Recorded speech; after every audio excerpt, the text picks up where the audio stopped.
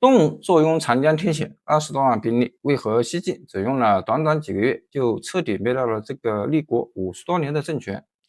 更詭異的是，晉軍20萬人分6路南下，看似聲勢浩大，實則處處冒險。而東吳雖然昏政不斷，卻依舊有張悌、沈營這樣的實戰忠臣，甚至一度差點擋住晉軍渡江。那麼問題來了，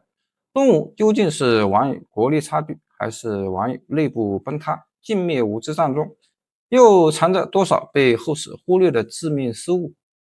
公元279年11月，司馬炎採用楊戶生前擬定的伐吳計劃，派出20萬兵力，分6路大軍進攻東吳。具體部署如下：一、正军將軍南陽王司馬驟乘下邳經江收郫縣南向途中經安徽楚河流域方向进军；二、安东将軍王渾乘扬州周至在今安徽寿春出發，向江西经安徽和县方向进軍，乘浑江渡口渡過长江；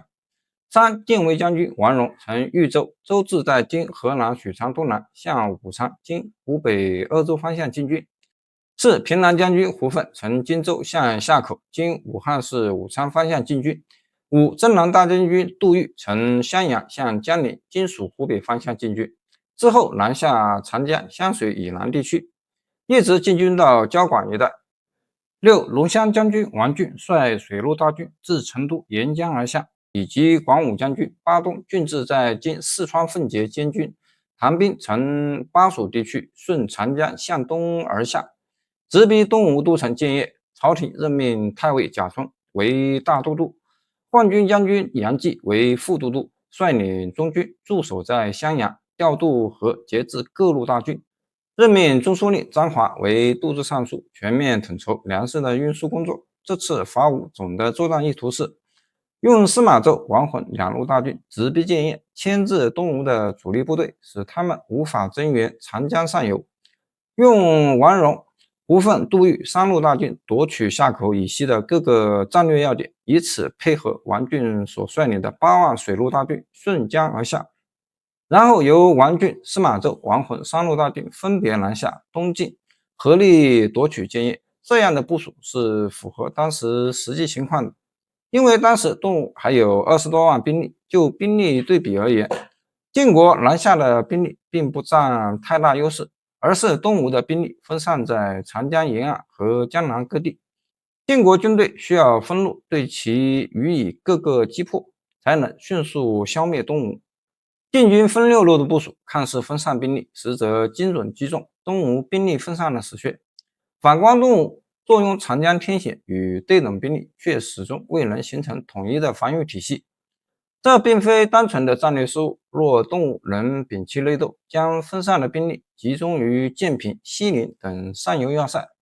以長江為屏障，構建縱深防禦，能否打破晉軍的合圍之勢，改寫覆滅命運？公元280年，太康元年正月，安東將軍王渾所統帥的10多萬大軍向橫江經安徽和縣東南方向進軍。他派出參軍陳勝等人率領部分兵力攻打浔陽經湖北武穴東北，同時派遣滇吳護軍呂純率領軍隊向高望城經江蘇江浦西南進攻東吳將領於公所率領的部隊。正月25日，呂純率領軍隊攻占了高望城，擊敗了於公的軍隊，推進到了橫江以東地區，奪取了渡江的有利渡場。與此同時，參軍陳勝率領的軍隊攻取了楊乃鄉，大敗東吳楊門將孔忠等人所率領的軍隊。東吳的厲武將軍陳岱、平魯將軍朱銘等人看到戰局不利，率領自己的部眾向晉國軍隊投降。2月，吳主孫皓得知晉將王渾率領大軍南下的消息後，立即命令丞相張悌統帥當陽經江蘇南京太守沈營、護軍孫正、副軍師諸葛瑾率領3萬兵力渡江迎戰，以此阻止晉國軍隊渡江。張悌率領的軍隊行進到劉渚時，沈營向他詳細分析了晉軍來犯的形勢，說道：晉至水軍於蜀久矣，今傾國大舉，萬里齊力，必須一州之眾扶江而下，我上流駐軍無有戒備，名將皆死，幼少當任，恐江邊築城，晉莫能御也。晉之水軍必至於此矣。根據這一分析，沈營向張替提出建議，應該集中兵力駐守在采石，等待晉國軍隊前來決戰。如果能夠打敗晉軍，就可以阻止晉軍渡江，還可以向西進軍奪回失去的土地。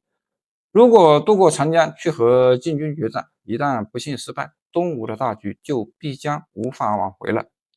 但張替卻不認同這一建議，他認為東吳即將滅亡的結局，人人早就看清了，並不是今天才知道的。這樣一來，晉國軍隊一到，眾人心中必然會感到恐懼，很難再整頓軍隊出戰。不如趁着如今晉國大軍還沒有全部到達，渡江和他們決戰，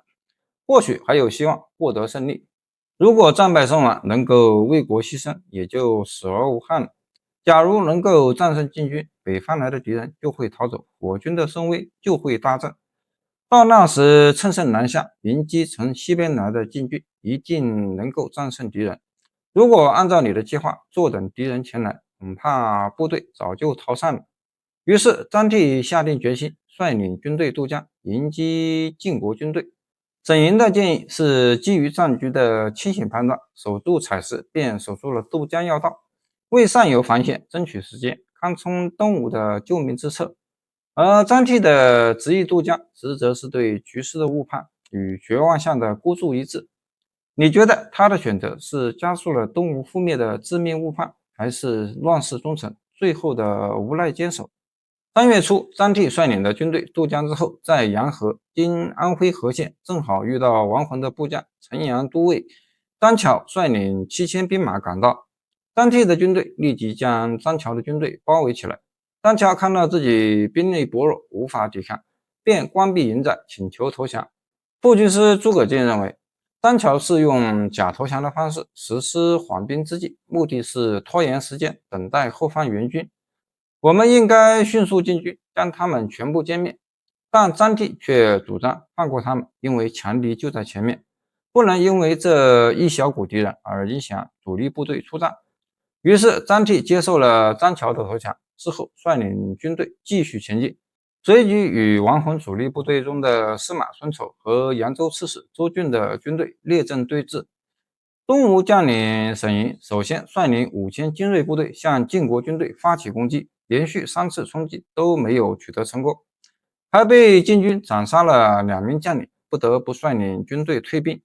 晉國軍隊則趁着東吳軍隊退兵混亂的時機，派遣將軍薛勝、蔣邦率領軍隊追擊。東吳軍隊大敗。就在這時，之前假投降的張喬軍隊又從背後突襲東吳軍隊，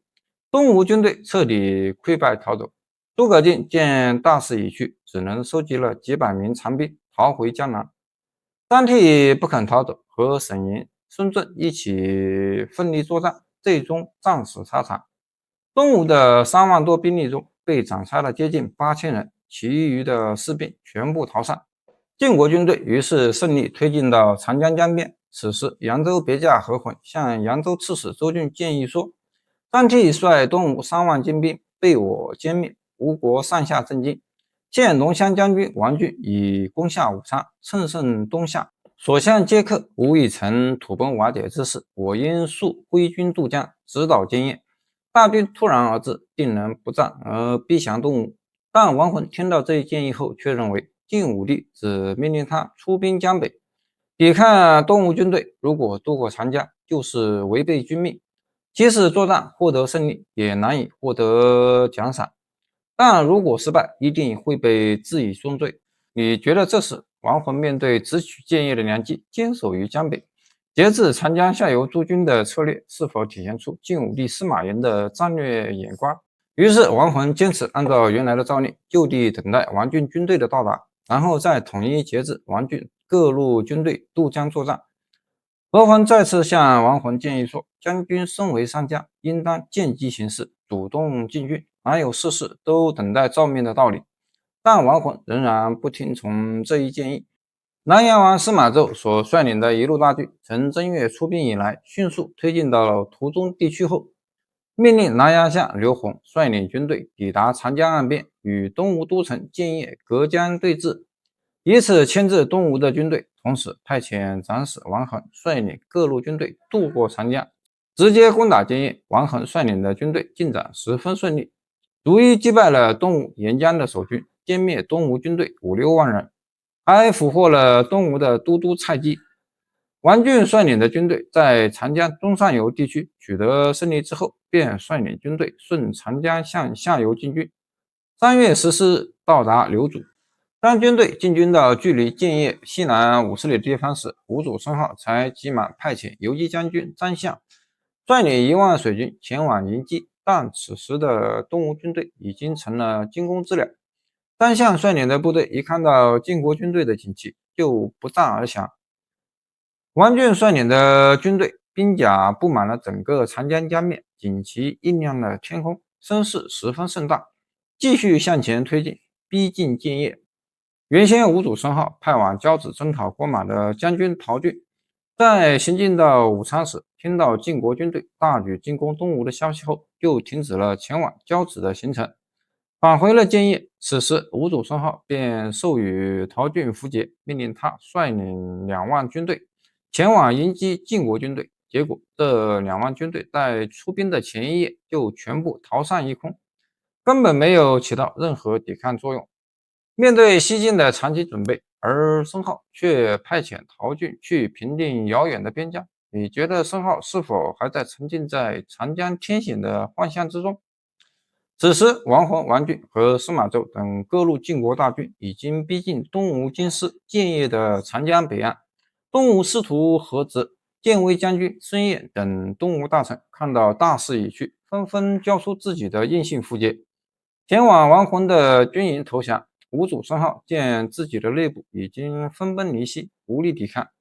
便採用光祿勳、薛隱、中書令胡充等人的計策，分別派遣使者送信給王渾、王浚、司馬昭3位禁軍將領，請求降服，企圖挑唆3人互相爭功，引起晉國軍隊內部的分裂。東吳的使者首先把印玺送給了司馬昭，然而這最後的掙扎並沒有起什麼作用。而王浚此時正率領軍隊奮勇前進。3月15日行進到商山（今江蘇南京西南）時，王渾派遣使者命令他暫停進軍。王浚沒有理會王渾的命令，借口當時風太大，無法停船，拉起風帆直衝建業。當天，王浚率8萬水陸大軍，戰船連綿百里，順利進入建業城。吳主聲號反綁着自己的雙手，拉着棺木，親自前往王浚的軍營門前投降。至此，建國軍隊接連攻克東吳的4州43郡，降服東吳軍隊23萬。這一戰是中國古代戰爭史上首次大規模橫渡長江天塹的渡江決戰，開創水陸邊境多路齊發、順流直下的江河作戰典範。王浚統帥的水軍更是取勝關鍵，自古長江天險，極難逾越。東吳素來上水戰，以戰水師立國。昔日曹操赤壁折戟，曹丕臨江退兵，都困於長江天險。而王浚僅用40天，便從巴蜀順江而下。孫浩如果聽從陸侃等人的勸誡，加強建平、西寧的戰略要地的防守，武昌下口的水師幾天便能抵達增援建業。王渾、司馬昭2路大軍還能順利攻破建業周邊防守嗎？但歷史沒有如果。隨着東吳政權的正式宣告滅亡，三國長期分裂的局面也隨之結束。